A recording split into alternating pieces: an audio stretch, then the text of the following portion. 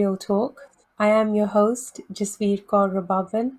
It's my pleasure to be holding this space for you so that you can ask your questions. Don't forget to send anything you want to talk about, any topics or any questions you want answered, to info@yogiofsound.com. Please join me in welcoming Yogi of Sound, Professor Surinder Singh Ji. Sat Satkartal. Prasad. How are you, Yogi Ji?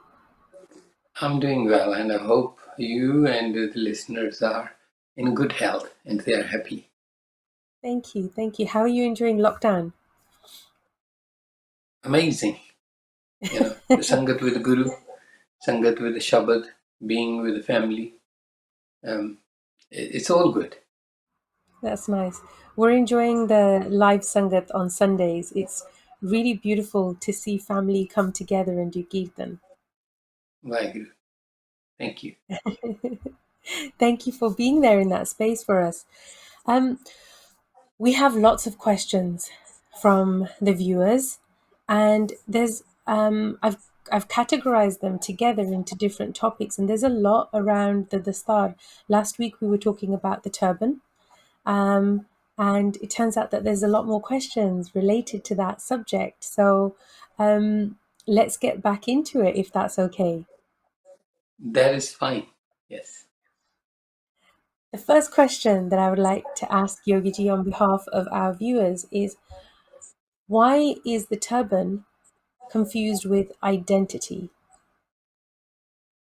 Well, it's always, it happens like this. We are humans. So more and more and more we see people practicing, like the educated person, a very well respected leader in the community used to have a turban.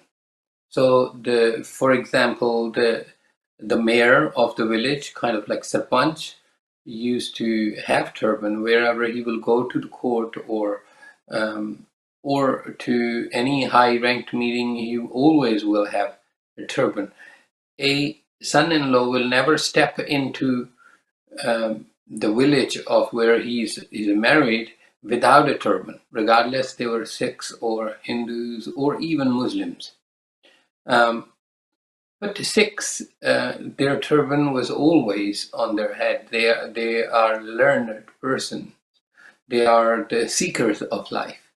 They knew how and what to do. So when these communities, Hindus, Muslims, Bodhis, when they saw them always with the turban, because these seekers, Sikhs, when they are always in the mode of meditation, they want to preserve their energy.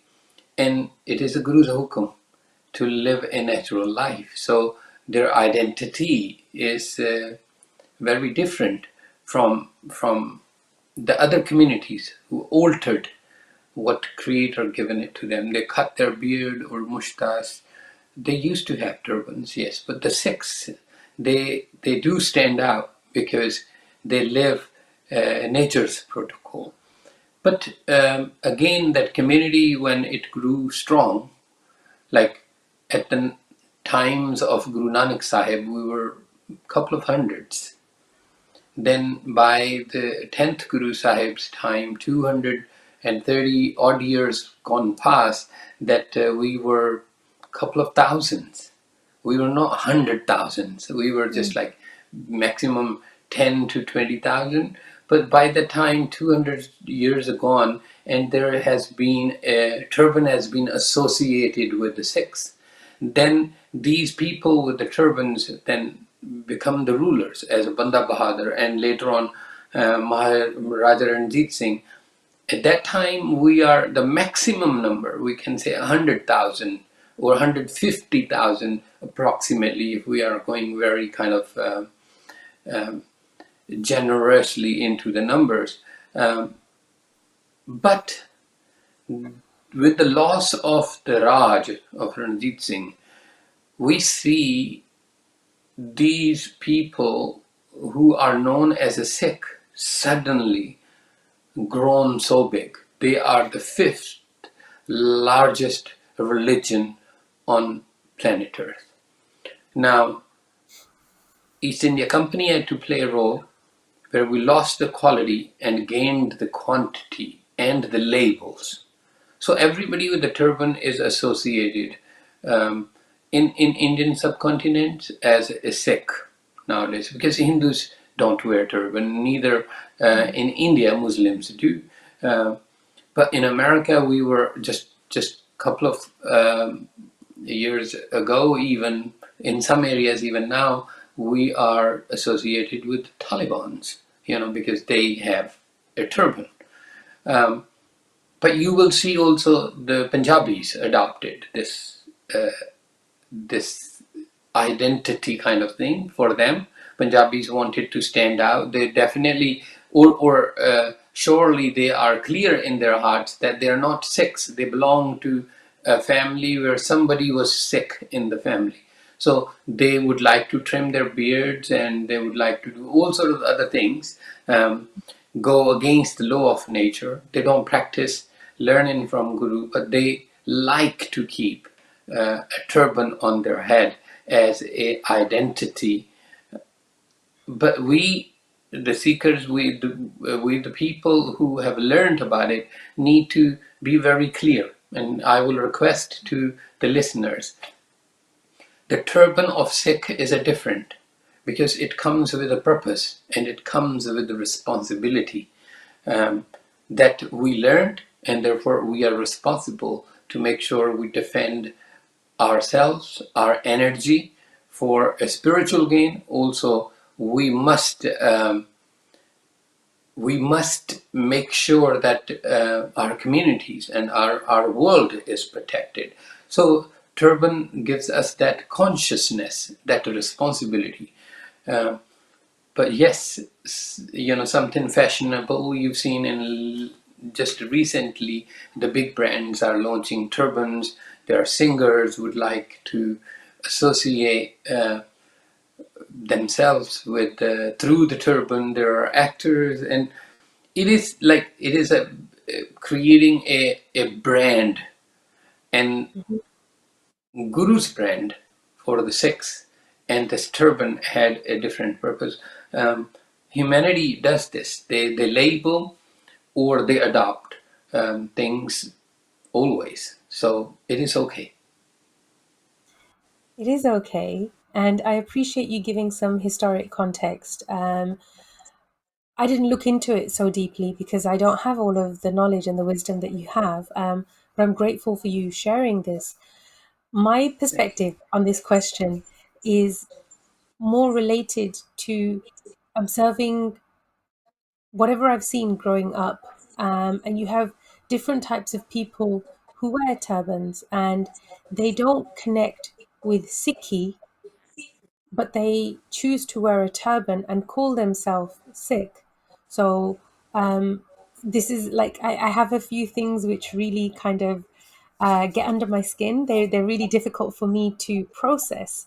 Um, for example, the kara. This has also become like an identity, what do I say, symbol now.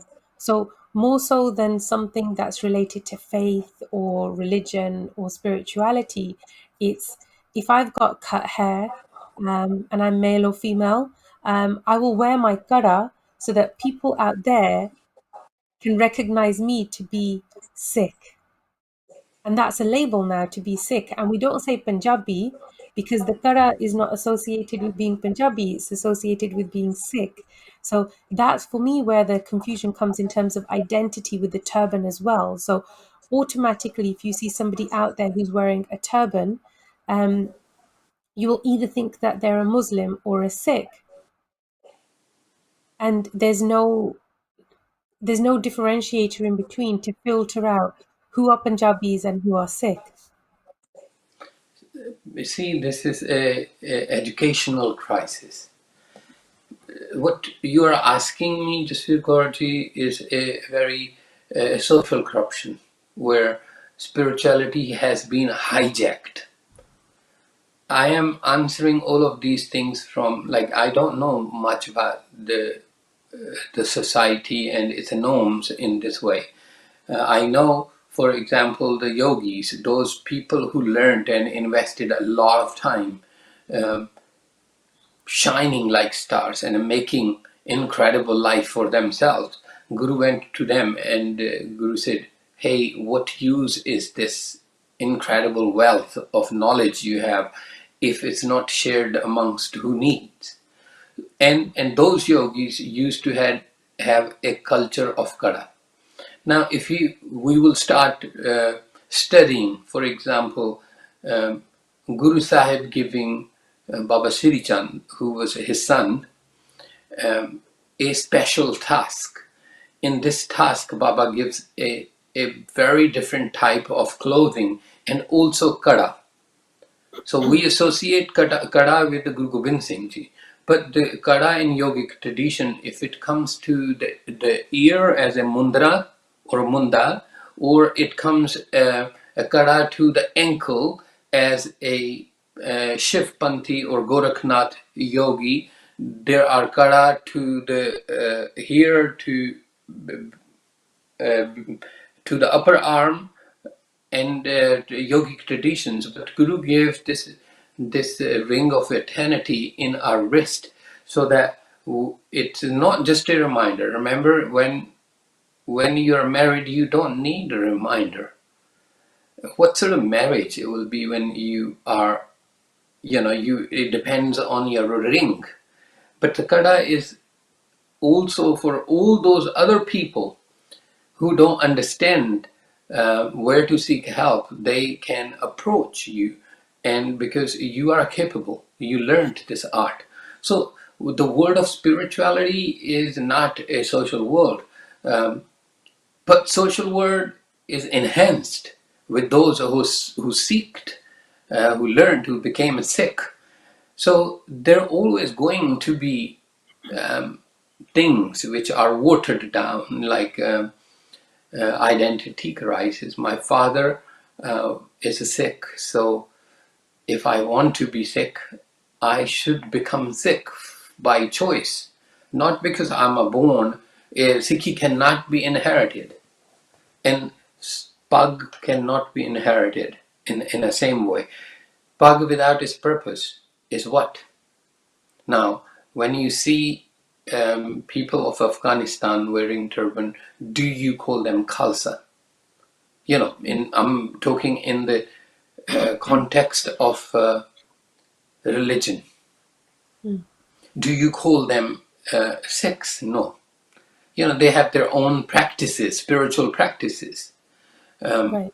and the Sikhs, actually, we all need to investigate. We all need to invest some time. We all need to learn. Why do we wear turban? I wear turban because it serves a purpose. Remember, I did share these um, little stories how I came about to, and how my turban is not a hat for me. It doesn't make me somebody who I am not.